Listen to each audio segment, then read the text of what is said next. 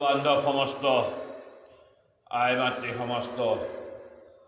কলিৰ প্ৰভাৱত কলিৰ লোকৰ কি দুৰৱস্থা হৈছে সেই বিষয়ে শাস্ত্ৰই যোগ ধৰ্ম কথনত কলিৰ লোকসকলৰ বাবে এই উপদেশ প্ৰদান কৰিছে। কলিৰ কালত কলিৰ ৰাজত্ব কালত এই কলিৰ সময়ত ৰজাসকলৰ কি চৰিত্ৰ, তেওঁলোকে প্ৰজাসকলৰ ওপৰত কি দুঃশাসন আৰম্ভ কৰিছে সেই বিষয়ে শাস্ত্ৰই কি কৈছে আমি সেই পৰ্যালোচনাৰ বাবে পুনৰ আগবাঢ়িছোঁ। কৃষ্ণ শুকনি গদতি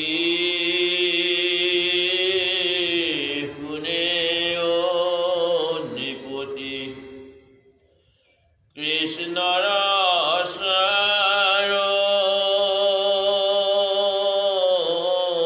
চৰিত্ৰ আতপৰে গতি নাহি নাহি নাহি জানিবা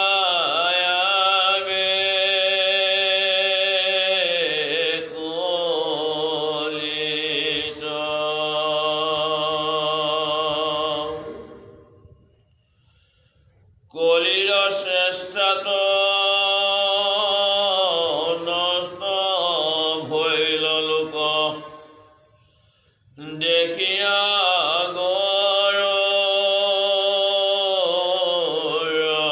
কেতু কলিৰ অন্তক হৈব অৱতাৰ ধৰ্ম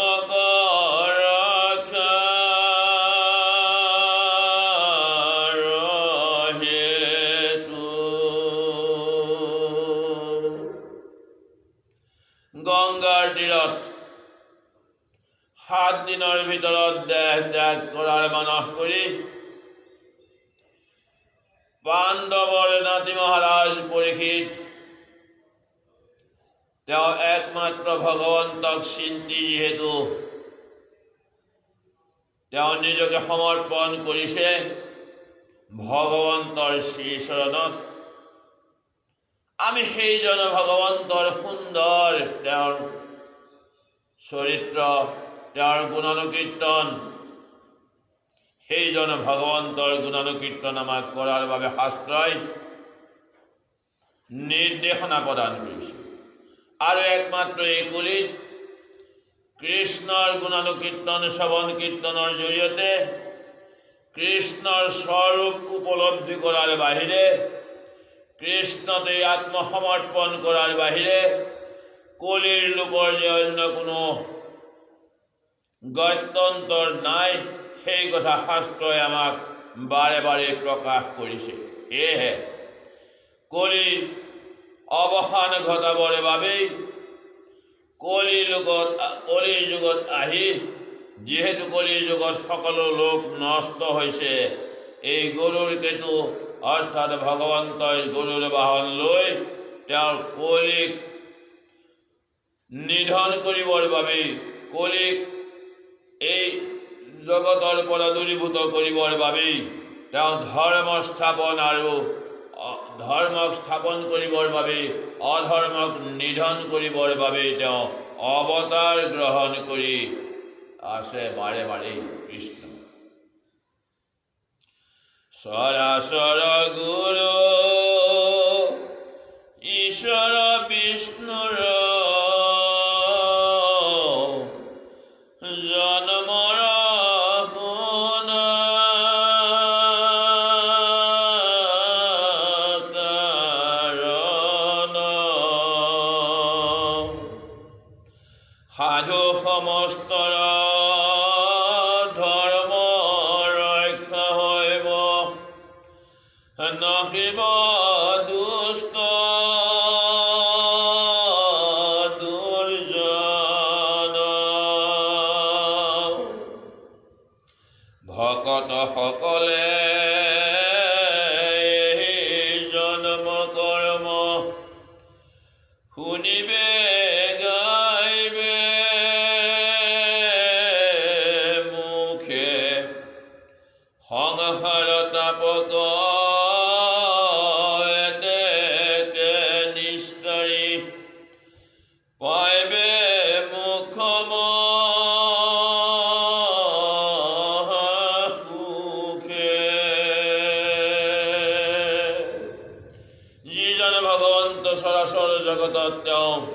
বিৰাজ কৰি আছে। সেইজন ভগৱন্তৰ জন্মৰ কাৰণ। যিহেতু দুষ্ট কলিয়ে এই জগতত তেওঁলোকৰ শাসন কালত প্ৰজাৰ ওপৰত অত্যাচাৰ অনাচাৰ সৃষ্টি কৰিছে, এই দুষ্টক দমন আৰু সন্তক পালনৰ বাবেই ভগৱন্তই পৃথিৱীত বাৰে বাৰে অৱতাৰ গ্ৰহণ কৰি আহিছে। সাধু সমস্তৰ ধৰ্ম ৰক্ষা হৈব নহিব দুষ্ট দুৰ্জন। ভগৱন্তই অৱতাৰ গ্ৰহণ কৰি এই সাধু সমস্তৰ যি ধৰ্ম, সাধু সমস্ত ৰক্ষণৰ বাবেই আৰু এই দুষ্ট দুৰ্জন সমস্তক নাশ কৰিবৰ বাবে ভগৱন্তই এই জগতত তেওঁৰ জন্ম, তেওঁৰ অৱতাৰ গ্ৰহণ কৰিব। আৰু এয়া উপদেশ প্ৰদান কৰিছে শাস্ত্ৰই যে ভকত সমস্তই, যিসকল ভগৱন্তৰ একান্ত ভকত, সেইসকলে কি কৰিব? ভগৱন্তৰ এই জন্ম কৰ্ম, ভগৱন্তইনো পৃথিৱীত জন্ম গ্ৰহণ কৰি তেওঁ কি কৰ্ম কৰিলে, তেওঁনো কিয় জন্ম গ্ৰহণ কৰিব লগা হ'ল, তেওঁনো কিয় অৱতাৰ গ্ৰহণ কৰিব লগা হ'ল, এই সমস্ত তেওঁৰ গুণানুকীৰ্তন ভক্ত সমস্তই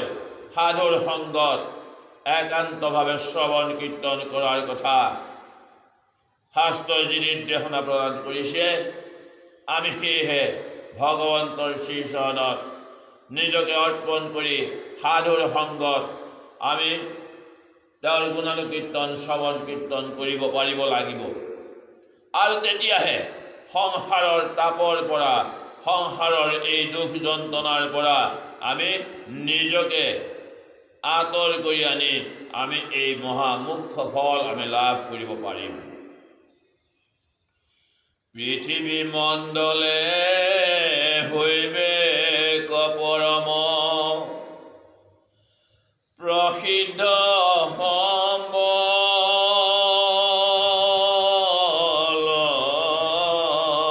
গ্ৰাম, সেই গ্ৰামেশ্বৰ হৈব দ্বিজবৰ, যাৰ বিষ্ণু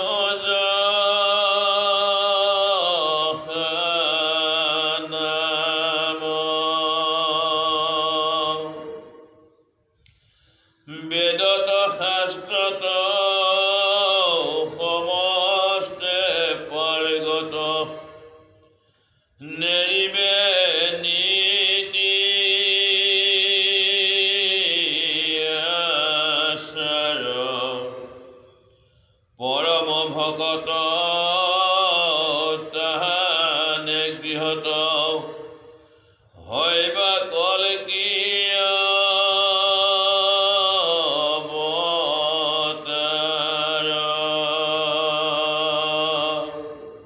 শাস্ত্ৰত প্ৰকাশ পাইছে যে এই পৃথিৱীত যেতিয়া দুষ্টই সাধাৰণ প্ৰজাৰ ওপৰত নিপীড়ন আৰম্ভ কৰিব, এই কলি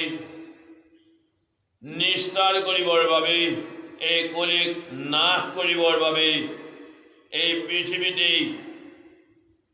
এখন গাঁও, যিখন গাঁৱৰ নাম সম্বল, এই সম্বল নামৰ গাঁৱত এজন গ্ৰামেশ্বৰ অৰ্থাৎ সেই গাঁৱৰ অধিপতি হ'ব। তেওঁৰ নাম হ'ব বিষ্ণুযশা নামৰ এজন দ্বিজ। আৰু সেই দ্বিজ হ'ব বেদ শাস্ত্ৰত পাৰ্গত, তেওঁ সমস্ত শাস্ত্ৰত পাৰ্গত আৰু তেওঁৰ নীতি আচাৰ সকলো তেওঁ ৰক্ষা কৰি চলিব। সেইজন পৰম ভকত, আৰু সেই পৰম ভকতৰ গৃহতেই কলকীৰ অৱতাৰ লৈ ভগৱন্তই দুষ্টক দমন আৰু সন্তক পালনৰ কাৰণে সেই বিষ্ণুযশা দ্বিজৰ ঘৰত তেওঁ কলকী অৱতাৰ গ্ৰহণ কৰিব। ঐশ্বৰ্য যুগুত সৰ্বগুণান্বিত ৰূপে আতি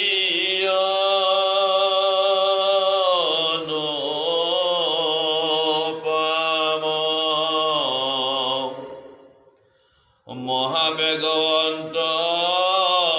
ঘোঁৰা চৰিয়া যাৰ দেৱদত্ত নাম ৰাতি তীক্ষ্ণতৰ খান্দা কৰে ধৰি কৰি মহাৰস্পতি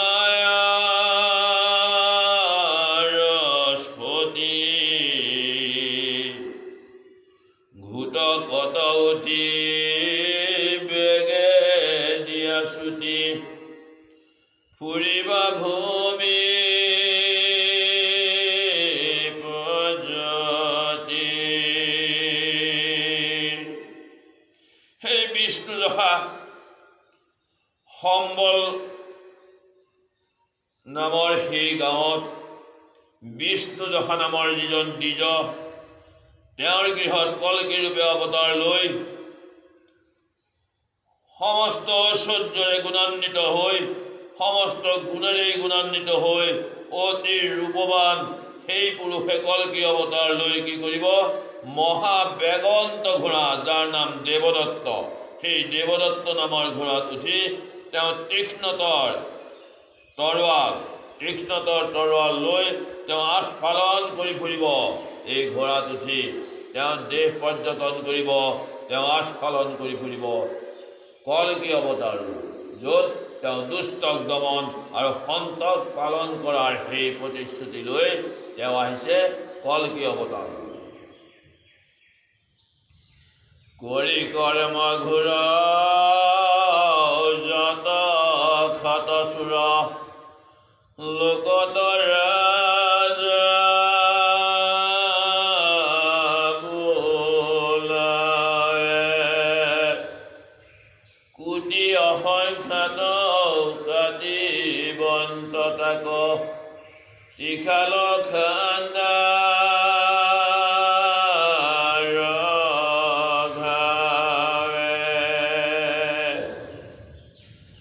মহাম্লেশ হবে ৰাজা বোলাই বেক ধৰাই শ্বেত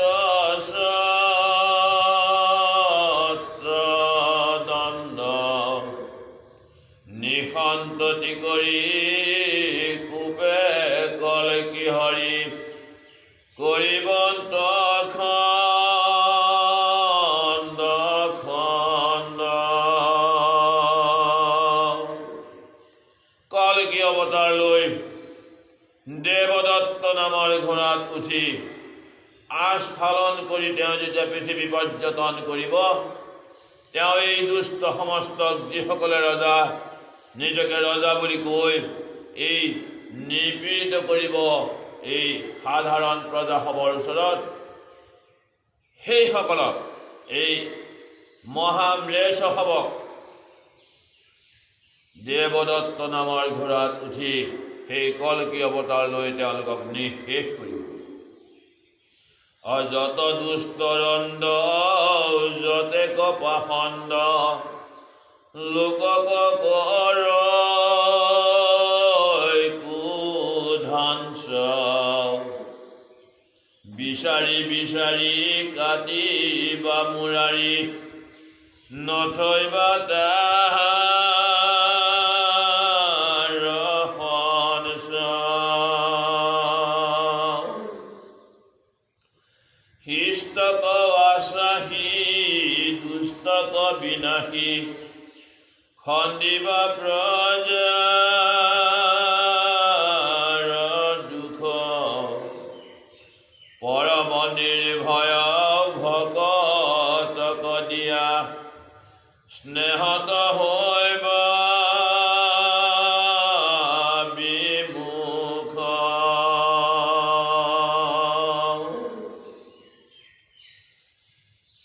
এই দুষ্ট সমস্তক এই পাখণ্ড সমস্তক দেৱদত্ত নামৰ ঘোঁৰাত উঠি কল্কী অৱতাৰ লৈ তেওঁলোকক খণ্ড বিখণ্ড কৰিব। তেওঁলোকৰ ইয়াত কোনো ধৰণৰ তেওঁলোকৰ সতি সন্ততিকো থাকিবলৈ নিদিব, তেওঁলোকক সমূলঞ্চে নাশ কৰিব। আৰু তেতিয়া কি কৰিব ভগৱন্তই যে শিষ্যসকলক যিসকল শিষ্ট যিসকল সন্ত সাধু সেইসকলক তেওঁ ৰক্ষা কৰি পৰম নিৰ্ভয় দি সেইসকলৰ প্ৰতি তেওঁ পৰম নিৰ্দয় ভাৱ লৈ সেইসকলক কেনেকৈ পালন কৰিব, তেওঁৰ ভক্তসকলক কেনেকৈ পালন কৰিব, তেওঁলোকক কেনেকৈ আশ্বাস দিব, সেই কথা আজি শাস্ত্ৰই এনেদৰে প্ৰকাশ কৰিছে যে কলিক নিধন কৰাৰ বাবেই কল্কি অৱতাৰ লৈ দেৱদত্ত নামৰ ঘোঁৰাত উঠি ভগৱন্তই কলিক নিধন কৰিব, কলিক এই পৃথিৱীৰ পৰা বিদায় দিব। অযত ক্ষত চুৰ যত ৰাজা ঘোৰ যেবে সবে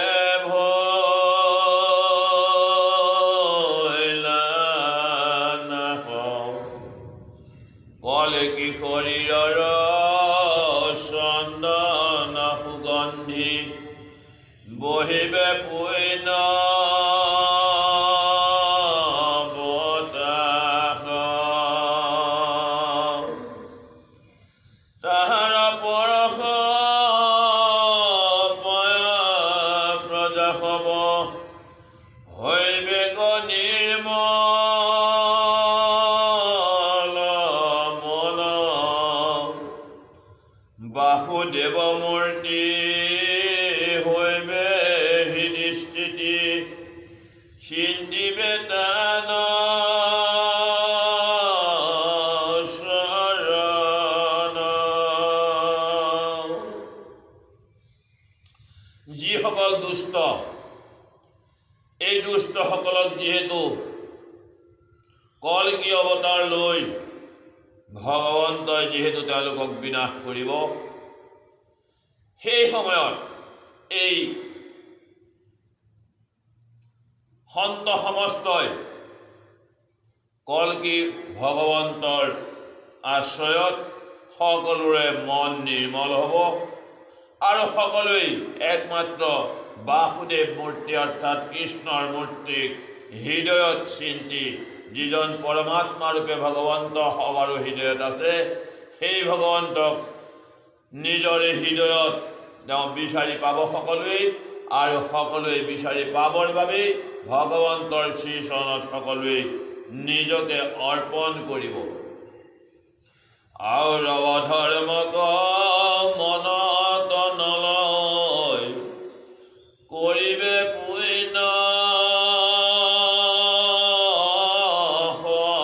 সদায়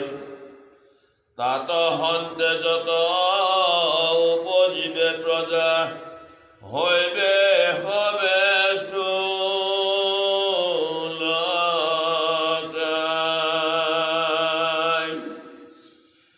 বল বীৰ্য যত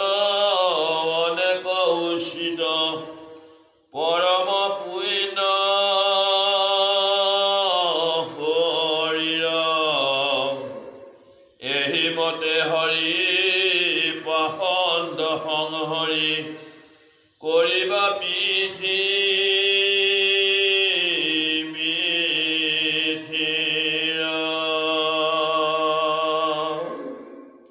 যিসকল লোকে বাসুদেৱ মূৰ্তিক হৃদয়ত ধাৰণ কৰি তেওঁৰ চৰণতে যিসকলে নিজকে সমৰ্পণ কৰিব পাৰিছে, সেইসকলৰ যি পুণ্য অৰ্জন হৈছে, তেওঁলোকৰ মনত আৰু অধৰ্মৰ বাঁহ কোনোদিনেই ল'ব নোৱাৰে, তেওঁলোকে পুণ্য অৰ্জন কৰিবলৈ সক্ষম হৈছে। আৰু এই যিসকলৰ পুণ্য অৰ্জন হৈছে, সেইসকলৰ দ্বাৰা যি প্ৰজাৰ সৃষ্টি হ'ব, সেইসকলৰ কিন্তু কলিত যিসকলৰ অল্প কায়া, অল্প আয়ু আৰু অতি সূক্ষ্ম কায় লৈ যিসকলে জন্মগ্ৰহণ কৰিছিল, এতিয়া কিন্তু সেইসকলে এই যিসকলে কৃষ্ণক তেওঁলোকৰ হৃদয়ত স্থাপন কৰিব পাৰিছে, দেৱদত্ত ঘোঁৰাত উঠি কল্কি অৱতাৰ লৈ ভগৱন্তই যিহেতু কলিক বিনাশ কৰিলে, আৰু তেতিয়াই সেইসকলৰ দ্বাৰা যি প্ৰজাৰ সৃষ্টি হৈছে, সেইসকলৰ কায়া যে স্থূল কায়া হ'ব, সেইসকলে যে বলবীৰ্যৰে সম্পূৰ্ণ হ'ব, সেইসকলৰ কথা তেওঁলোকে পৰম পুণ্য শৰীৰ লাভ কৰিব।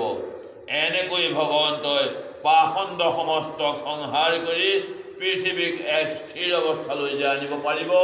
সেই কথা শাস্ত্ৰই বাৰে বাৰেই প্ৰকাশ কৰিছে। যেখনে হৈবন্ত কল্কি অৱতাৰ, আপুনি ঈশ্বৰ,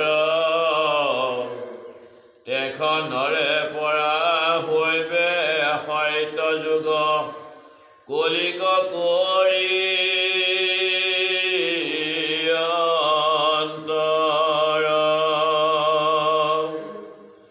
শুদ্ধ সত্য গুণে হৈবে প্ৰজাজত, নিৰ্মল মন শৰীৰ, কাম ক্ৰোধ লোভ সবে দূৰ হৈব, যতেক গুণ